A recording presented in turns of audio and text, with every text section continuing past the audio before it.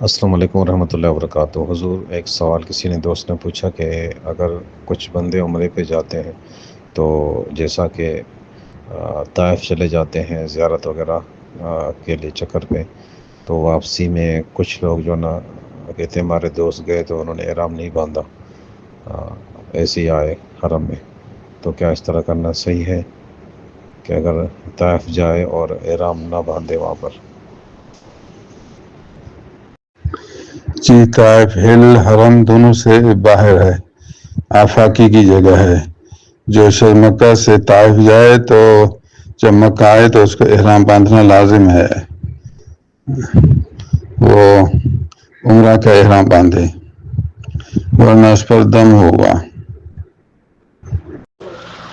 السلام علیکم ورحمۃ اللہ وبرکاتہ۔ حضرت، ایک مسئلہ ہے کہ ایک آدمی پاکستان سے آیا، ملتان سے احرام باندھا، عمرہ کیا، پھر مسجد عائشہ میں گیا، وہاں نیت کر کے احرام بھی باندھ لیا، عمرہ کیا، پھر مدینہ شریف آیا، مدینہ شریف سے جا کے عمرہ کیا۔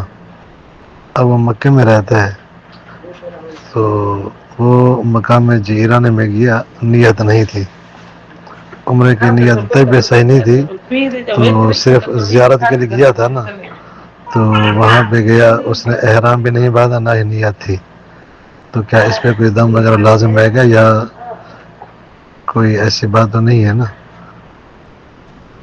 کیونکہ وہ میقات میں گیا ہے لیکن اس کی نیت نہیں تھی عمرے کی، نہ ہی اس نے احرام باندھا، تو اس صورت میں کیا حکم ہے؟ گرامی قدر، جعرانہ میقات سے اندر ہے، کہیں گے یہ ہل میں ہے، میقات کے باہر نہیں۔ اس لیے جو آدمی زیارت کے لیے جعرانہ جائے، احرام نہ باندھے، پھر ایسے مکہ آ جائے تو کچھ حرج نہیں۔ جو وہاں سے احرام باندھے تو بھی ٹھیک، مانا عمرے کا احرام باندھے عمرہ کرے پھر بھی ٹھیک ہے۔ اگر کوئی احرام نہ باندھے ویسے پھر مکہ شریف آ جائے تو بھی کوئی حرج نہیں۔ میقات سے اگر باہر جائے تو پھر احرام لازم ہے، یہ میقات سے باہر نہیں، میقات کے اندر ہے۔ مکے والا آدمی ہل حرم دونوں جگہ پھر سکتا ہے، یہ ہل ہے، آفاقی نہیں۔